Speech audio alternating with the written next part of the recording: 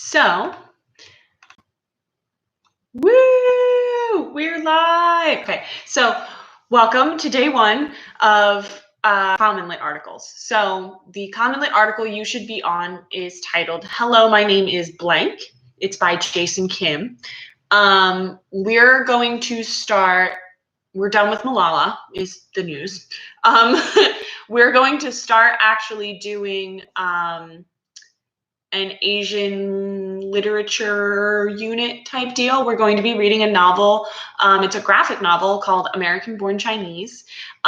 This book is kind of close to my heart because it's about a Chinese American child who grows up to Chinese immigrant parents, and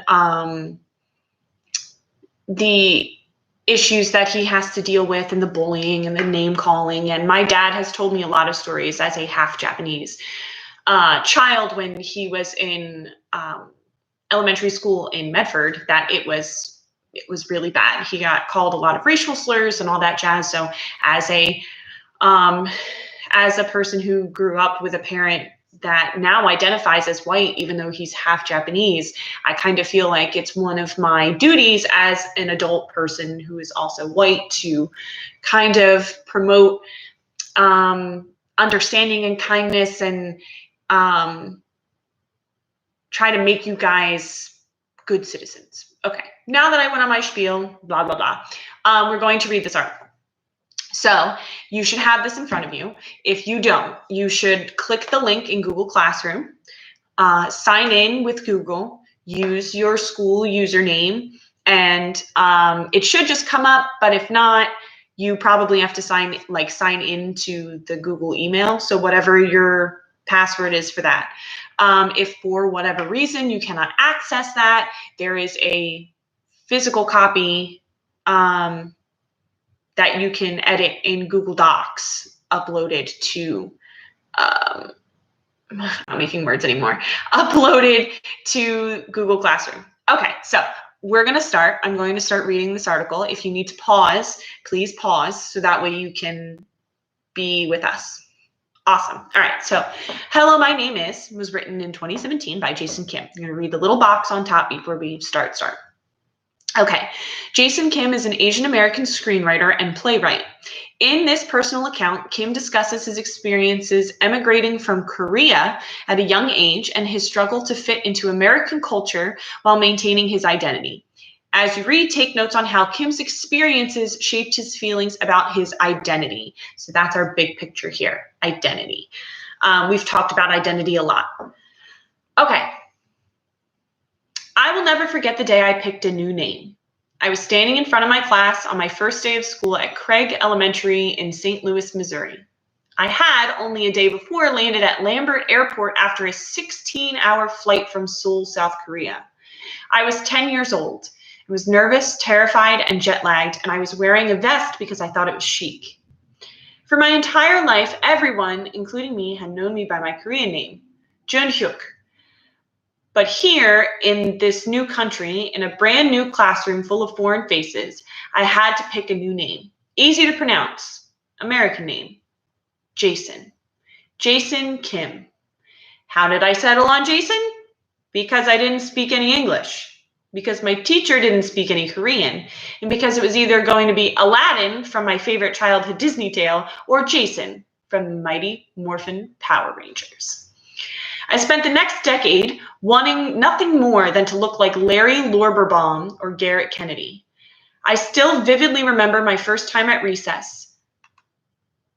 Okay, a confusing experience for several reasons. In large part because hanging off monkey bars and making each other cry during dodgeball were not educationally sanctioned activities in Asia. What was so fun about waiting in line, running up the steps, and going down a tiny slide over and over again? What was the value in sprinting after your classmate like a person with rabies, screaming, "Tag!" Why didn't anyone look, sound, or act like me?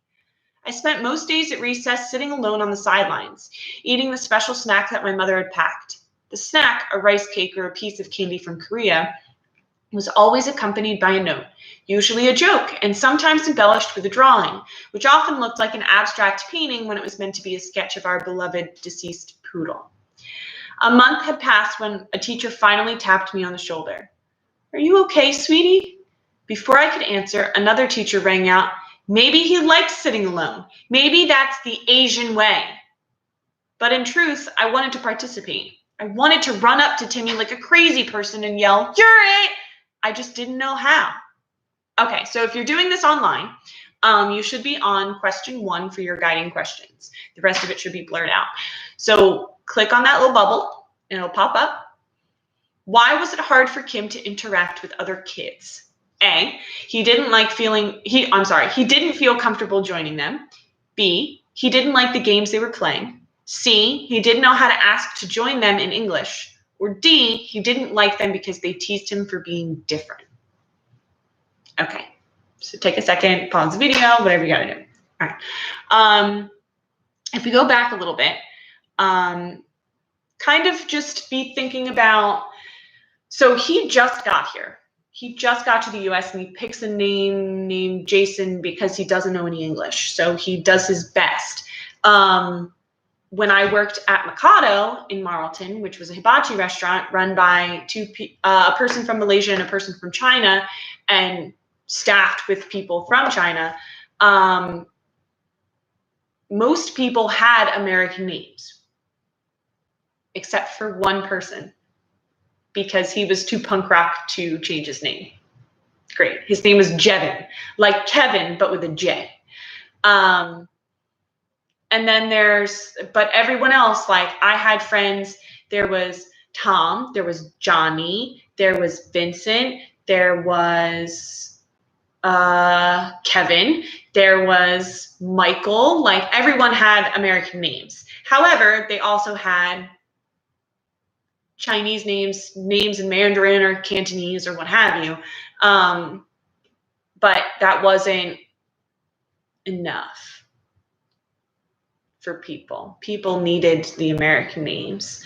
Or they would give their American name and they'd be like, oh, well, what's your real name? Stuff like that.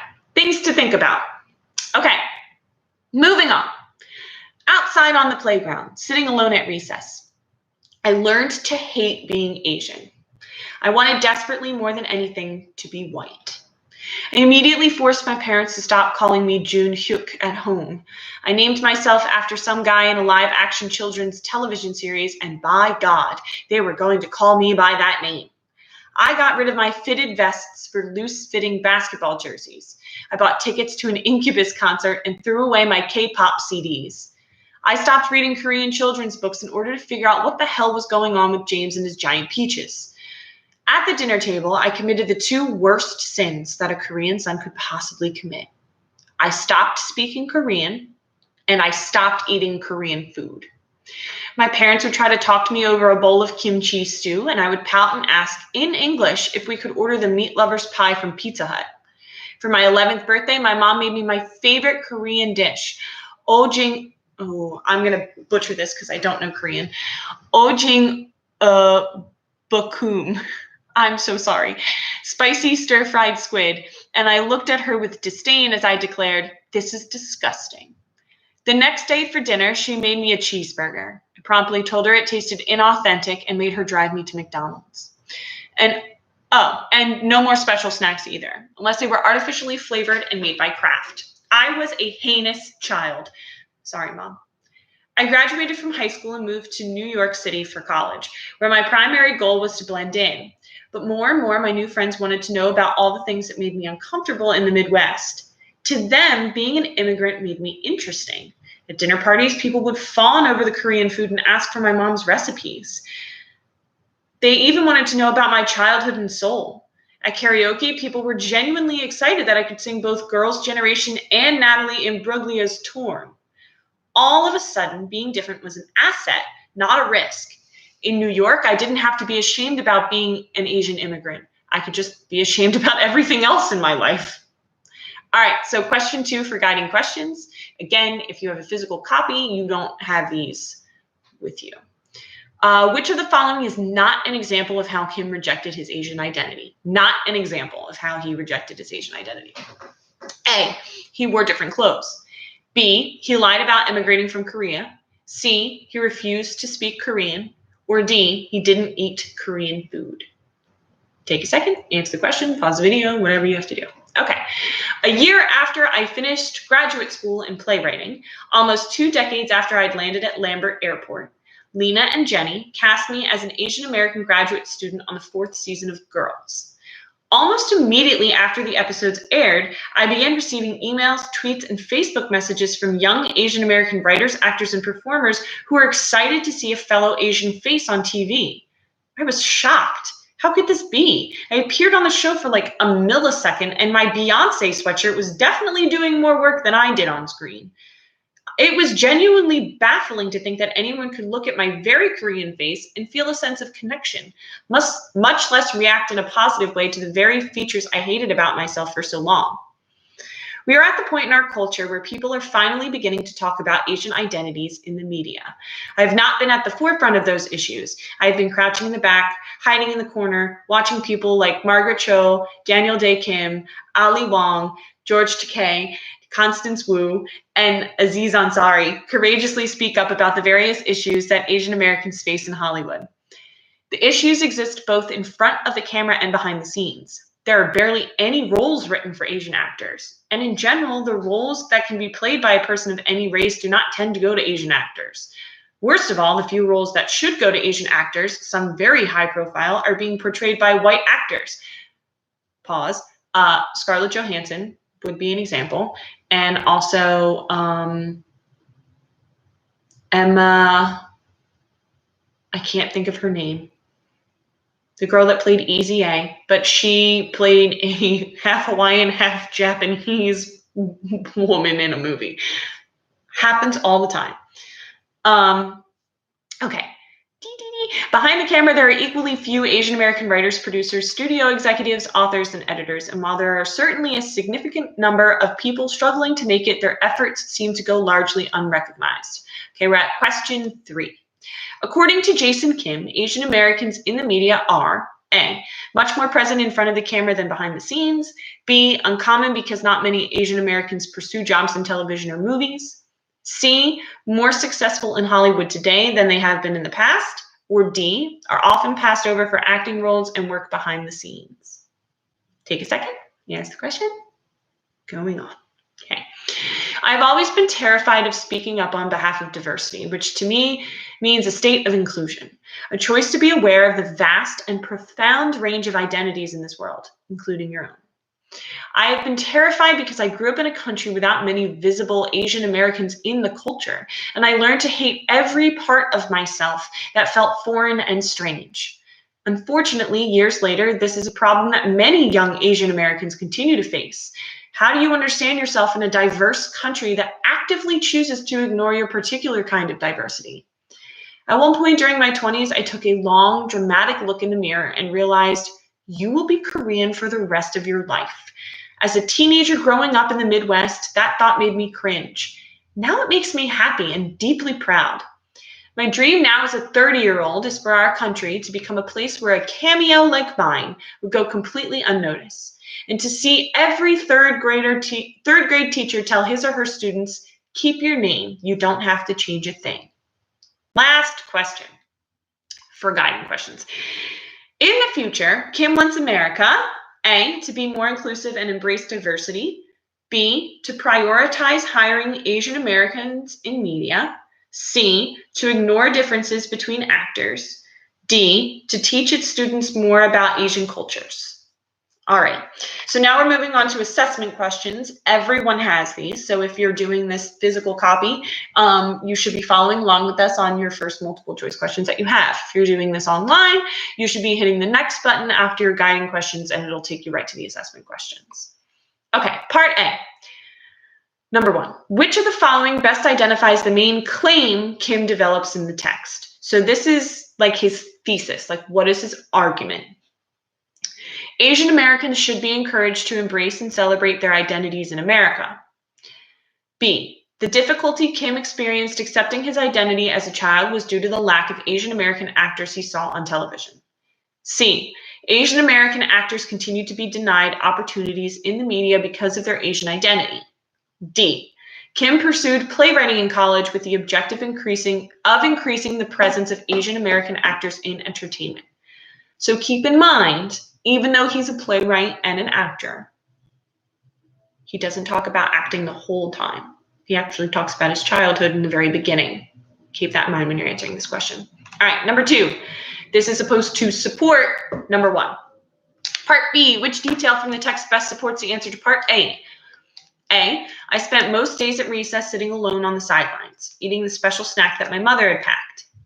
B, at the dinner table, I committed the 2 worst sins that a Korean son could possibly commit. I stopped speaking Korean and I stopped eating Korean food. C, we are at the point in our culture where people are finally begin to talk about Asian identities in the media. Or D, my dream is for our country to become a place where a cameo like mine would go completely unnoticed, and to see every 3rd grade teacher tell his or her students, keep your name, you don't have to change a thing.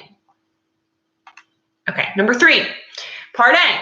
How does Kim's inclusion of his experiences as a child contribute to the text? So how does the author's story about his childhood in the Midwest contribute to the rest of the article? So it shows how difficult it can be to adjust to a new school and make friends. It encouraged readers to celebrate the diversity of their peers. It emphasizes how Kim felt ashamed of and rejected his Asian identity. Or it depicts the strained relationship that Kim had with his family while growing up. Okay, number 4, part B. So supporting again.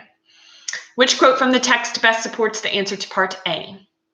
I still vividly remember my first time at recess, a confusing experience for several reasons, in large part because hanging off monkey bars and making each other cry during dodgeball were not educationally sanctioned activities in Asia.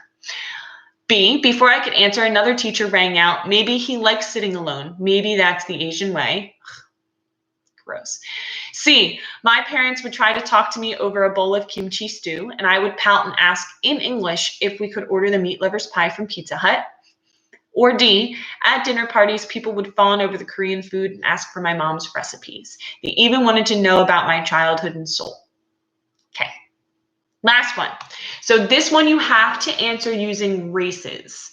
So the writing format that we used before. So the question is, how did Kim's experience on Girls, the TV show he had a cameo in, impact his views on Asian identities in the media? So I would direct your eye to where you should be looking.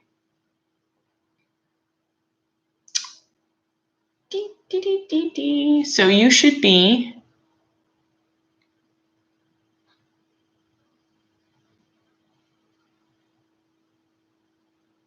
okay. So this should be 20, 19, 18. So paragraphs 17 and 18 is where he had that little cameo in Girls. So your first sentence that you are going to write, I'm going to give to you. Okay, so Kim's experience on the TV show Girls impacted his views on Asian identities in the media. Kim's experience on the TV show Girls impacted his views on Asian identities in the media. Period. If you need that again, just rewind a little bit. All right. So your answer is going to tell me how. How did him being on this TV show affect him? That'll be in paragraph 17 and 18. So that's your answer. That's your next sentence. Your third sentence is you're going to show me support. So you're going to show me something that's written word for word in the text from 17 to 18 that shows how he was impacted by it. Then you're going to explain how the quote supports your answer. And then your S is going to tell me, is going to sum it up, wrap it up. So tell me, just kind of reiterate what you said in answer to wrap it up. Okay? Make sure it's 5 sentences. It has to be 5 sentences. That's the rules. All right. If you are online answer this question, ask me any questions you need to, and then you are finished. This is not due until Thursday night at midnight. But again, don't put it off because I'm not answering questions at 11 p.m. I'll probably be asleep. Okay, if you are doing the physical copy, you still have discussion questions. So I'm going to go over those now. If you are online, again, you can stop the video. You don't have to watch anymore. All right, so discussion questions. These questions should be 2 to 3 sentences. They should all, I think, have support for them. So just make sure you're adequately supporting your answers. Okay. When have you ever felt like a part of your identity was not accepted or encouraged? So people identify as all kinds of things. Personally, I identify as a nerd. I identify as white. I identify as awkward. I identify as queer, all kinds of things. So any parts of those, any of those labels that you think you personally fall under, something probably isn't going to be as accepted. So maybe it's your ethnic background. Maybe you feel like as a teenager, you're not accepted in some places, stuff like that. So tell me when you felt like a part of your identity was not accepted. So tell me the part of your identity and tell me the story. And then the second question is, what did you do? How did you react? Did you fight the power? Did you punch them in the face? I hope not. Did you yell at them? Did you just totally ignore them? Did you do something on your own that nobody else saw? Okay. Number 2.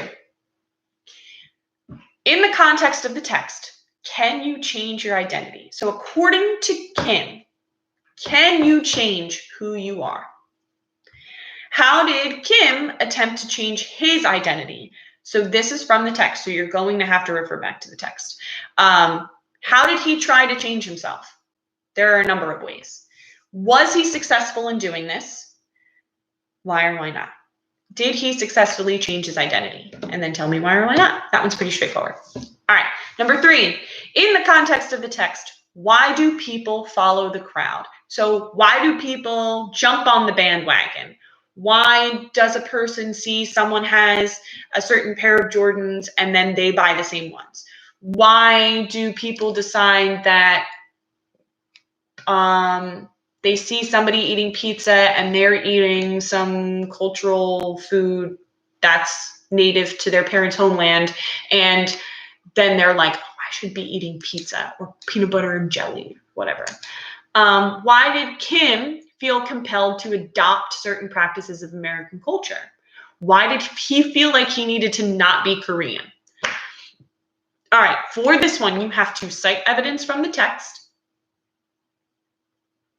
and then give me some of your own experience. So citing evidence from the text means you're going back in, you're finding some example of when Kim felt compelled to adopt certain practices of American culture. Your own experience is going to be why people follow the crowd. So give me an example of a time where either maybe you followed the crowd, somebody you knew followed the crowd, or it could be anything. It could be something like fidget spinners. Like, why the heck did everyone have fidget spinners at one point? Why did that happen? Cool. I think this might be the last one. Oh, no, that's it. Yeah, so that's it. If you guys have any questions, email me, send me a message on Remind, in the group chat, not individually, or on Google Classroom, whatever you guys need. Thanks. I'll see you later.